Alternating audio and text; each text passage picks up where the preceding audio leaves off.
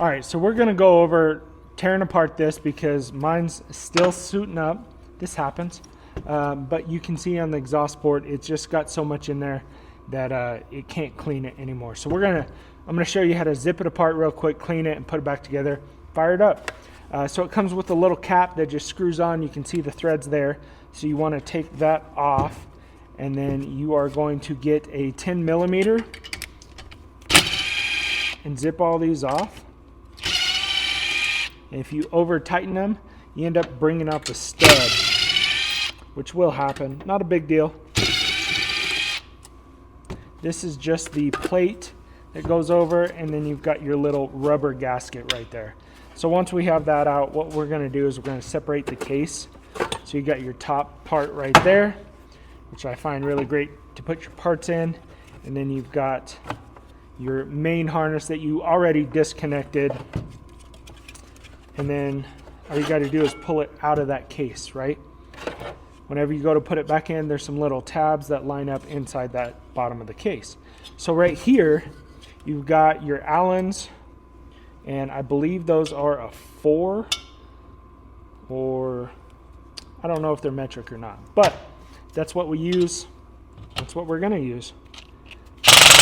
They don't take a whole lot of torque. Mine is set on low. Zip those out. You got one on top right here for your control board, your main brain, computer, whatever you want to call that. This just squeezes right off. So you are going to have to unplug your fan to separate that. So we'll keep this over here and unplug our fan. And then continue our Allen bolts, pulling those out.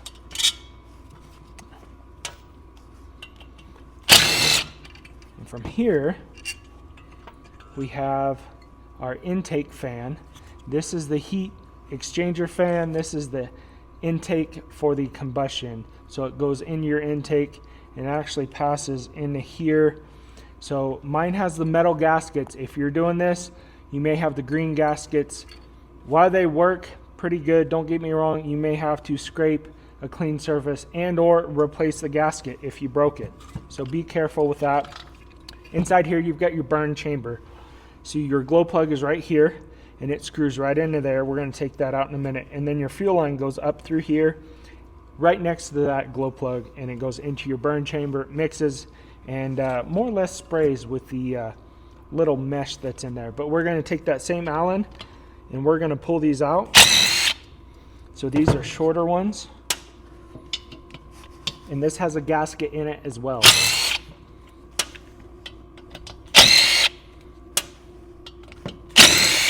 You're going to see mine has all kinds of soot in there. As far as the glow plug, you can take these out with what I believe, if I remember right, is a 12 millimeter open end wrench. You can get in here and loosen it enough to actually unscrew it. We're going to have to unplug our glow plug right there. Be careful taking this little grommet off, just so you don't damage anything. And then from here, if you have a glow plug socket, they do sell those. But like I said, you can get in there with just like an open end wrench. So once you break it, they just spin right out. I have been fortunate enough not to have to replace one of these, but they are fairly easy. If you want, if you wish, you can wire brush that, scrub it out if you need to, whatever. So you're going to see all the soot right here, all the buildup, as well as inside there. And what we're going to do is take a wire brush and get it all out, and then we're going to spray it with some starting fluid and dump that out. And then after that, we are going to kind of burn the residual starting fluid off. I don't use anything special here, just some old wire brush. I'll show you some tips and tricks as well once we get most of this off. It's really soft. It's just caused by overfueling or the glow plug not heating up enough whenever it initially starts up. You want to get right here where it kind of seals on that gasket as well, and inside. because you're going to have some inside. Inside's usually where it gets a little more clumpy. And if you want, you can take an air compressor and you can blow through your fuel line as well. But you guys remember that mesh screen I was telling you about? That is right inside where that glow plug goes. And I'm going to see if I can't show you that little mesh screen. Sometimes if you can get like a wood screw, you can get it down there and replace those. They do get clogged up inside there, and it does get dirty, so it's not a bad idea to throw some air in there. You can see inside here the burn chamber, and down in between that you can actually get a pick, because I have had sometimes where I get some buildup of some heavier stuff as well. So sometimes you have to really get in there. This one just does, it just looks kind of wet. So make sure you clean it out real nice, real good. It's not that hard to clean it out. You can take a rag to it, whatever, however you want to do this. So I know I called that other piece my burn chamber before. This is actually the burn chamber. That's the other piece was the burner, and here's that gasket. So I'm going to set that off to the side because we are going to reuse that metal gasket. And then all I'm going to do is brush all this stuff out. Super easy to clean. You can get it done, put back together, fire it up in about 30 minutes. Make sure you can get inside your exhaust right here as well. It gets pretty caked up. I usually, for this, I use a flathead screwdriver. Just kind of poke around until it gets cleaned out. But you want to make sure all the fins in here are nice and clean, as well as your gasket seating area. Cleaner it is when you're done, the better it is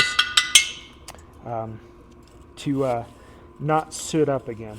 And this stuff's really coming out nice and easy.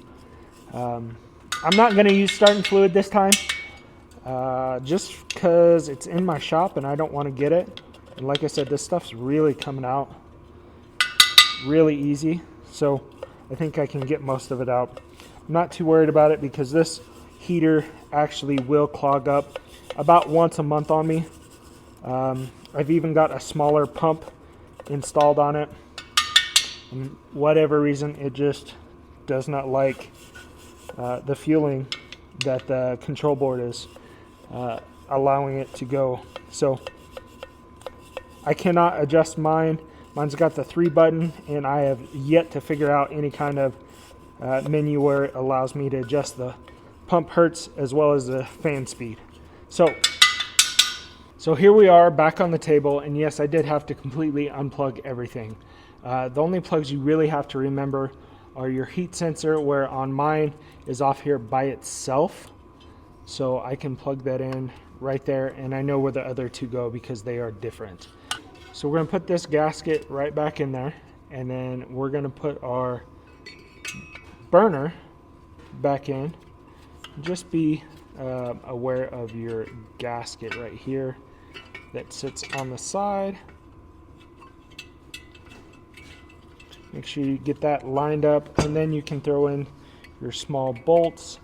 Every once in a while I have a hard time lining these up, but be careful not to over torque these. They do not take a whole lot of torque, and I cannot tell you what the torque is on them because I do not know.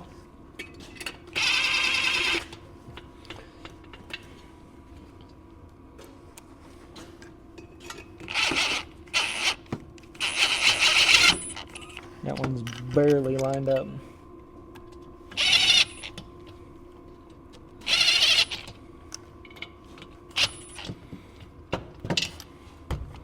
So with that in, we're going to run our glow plug in. Our screen looked fine. We did not need replacements. You can get all those replacements for the 5K, 8K on Amazon, eBay, whatever. Which is where I got that glow plug socket when I bought a spare glow plug that I have yet to install anywhere. So I've got my glow plug socket. Stick it down in there, and all I'm going to do is snug it up. Like I said, it doesn't take a whole lot. Sometimes a pick or something to get this grommet in is a whole lot easier. Mine has been so worn, and it does have holes, but like I said, a flathead screwdriver or something of that sort to make sure it gets down inside and seals. You want to get that lip all the way through that inside.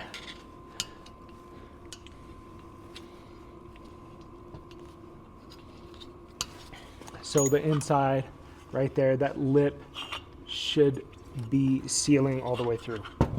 So with that done, we'll plug everything in last, but we are going to put our fan motor on and figure out which way this gasket needs to be and put that on.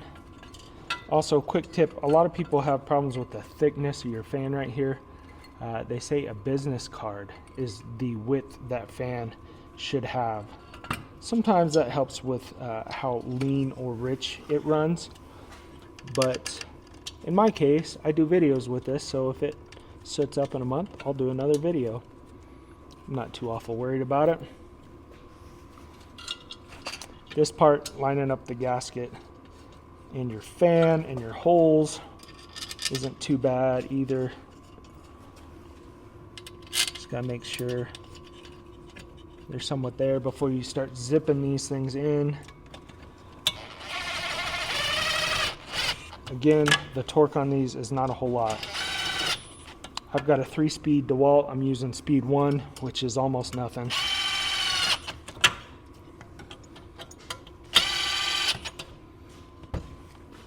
Hopefully I didn't forget a step. From here, we can put our control board in and do our little screw. And I can tell you this takes even less torque than the other ones because my little tab where the underneath this screw is cracked. So it doesn't take a whole lot, like I'm telling you.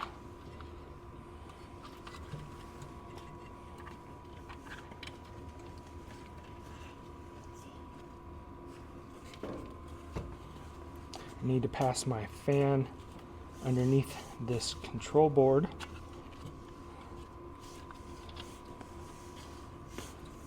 Because I forgot to pass it through before we started.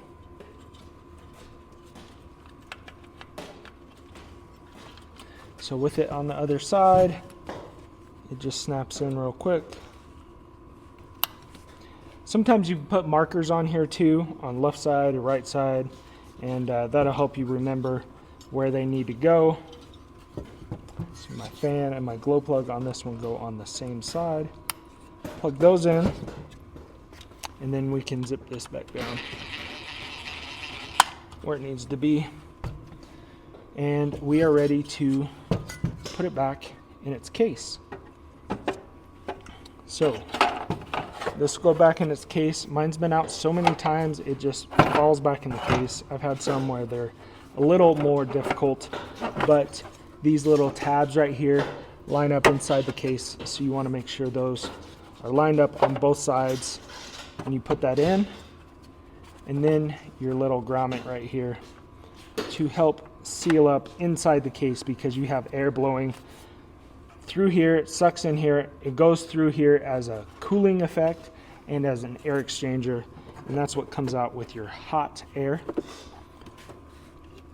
So right here we have our little rubber grommet. Put back on. Figure out how that goes back on. Right there. And get our studs zipped back in. And I'll show you how we can put it back together.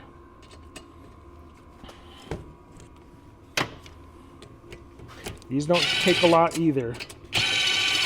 Like I said, if you over torque it, those studs will come out. So we're all back together. I took this off, I leave it off. It's for big particles. I feel that I get more fan flow. Again, I'm running too rich, so I think it leans it out, and it does put a little more time between cleanings. So let's go over there and plug it in. So I've got mine pretty much installed here. One quick note, whenever you're gonna install it back, it's always a good idea to clean this out. Air compressor does it best, but if you soot it up on your exhaust inside there, I can guarantee you this probably has some in it as well. So I'm gonna go bang it a little bit and see what comes out. So I got a little bit out of here. It wasn't too much. Again, I like to blow it out with an air compressor. I just didn't want to hook mine up for these purposes. So we are going to stick it right back in and tighten down that clamp. And then your intake hose right there is gonna go up in there and tighten down in your fuel line as well. So we can put our fuel line back up in there and tighten it. So we're all tight there. And then this is that little filter that goes on the back that I told you I took off. So we got our main harness. We'll plug it in there. We got power. And we are going to turn it on. And I'll get you a baseline. Obviously, we got to hook this up first. It's going to take a couple minutes to warm up. It should fire right up though. The fuel line was full up until the heater, so it only has about 6 inches to pass through to get there. So right now, our baseline is 60 degrees coming out of there. So this thing fired up almost immediately. But real quick, I wanted to go over this air intake. Normally people put that outside. The reason for that is it sucks the air in, it burns it, and it exhausts it out. So similar to if you're in a van, it's going to take your breathing oxygen and combust it and go out there. But then you also have this air that runs through here, and that's clean to breathe as long as your gaskets are fine. I've lost mine. My garage is drafty. The window's fine, but the garage door and that other door over there, I'm not too worried about negative pressure. But in a van or in a car, things like that, you should put it outside just for the simple fact of safety of it burning your oxygen, as well as you need to have a CO monitor for safety as well. So real quick, we were at 60 a minute ago. We're already at 90, 99. So it fired right up. It's going. That's all it takes to clean these guys. Super easy, and you only need a couple tools. So we still got to clean this one whenever we get around to it. We'll do another video on it, but we're going to go over some timing functions on this real quick.